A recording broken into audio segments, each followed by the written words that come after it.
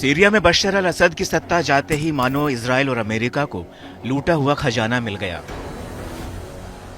Israeli सेना और America ने सीरिया के भीतर कई हवाई हमले कर डाले। इजरायली मीडिया के मुताबिक आईडीएफ ने सीरिया के भीतर 250 से ज्यादा टारगेट्स पर हमला किया, तो वहीं अमेरिका ने भी लगे हाथ 100 से ज्यादा टारगेट्स पर हमला किया।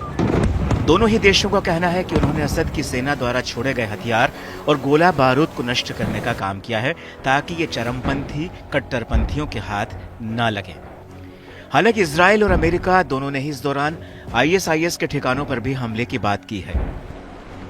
लेकिन सीरिया में मची इस भगदड़ के बीच इजरायली सेना बॉर्डर पार करते हुए सीरिया में घुस गई।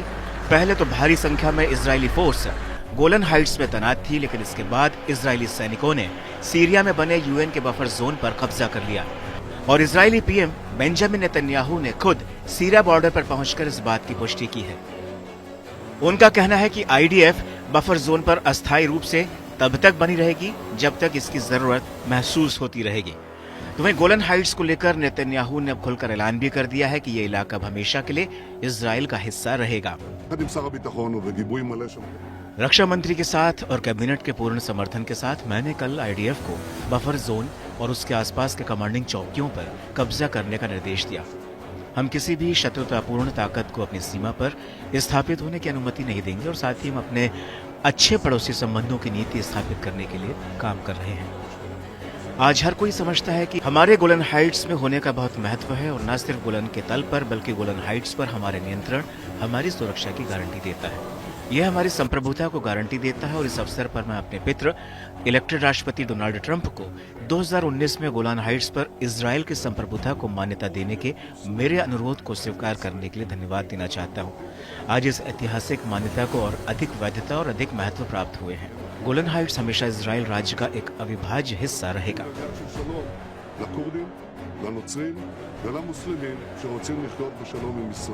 हालांकि इजराइल के इस कदम पर अमेरिका ने भी प्रतिक्रिया दी है। अमेरिकी स्टेट डिपार्टमेंट के प्रवक्ता मैथ्यू मिलर का कहना है कि इजराइल की यह कार्रवाई अस्थायी है।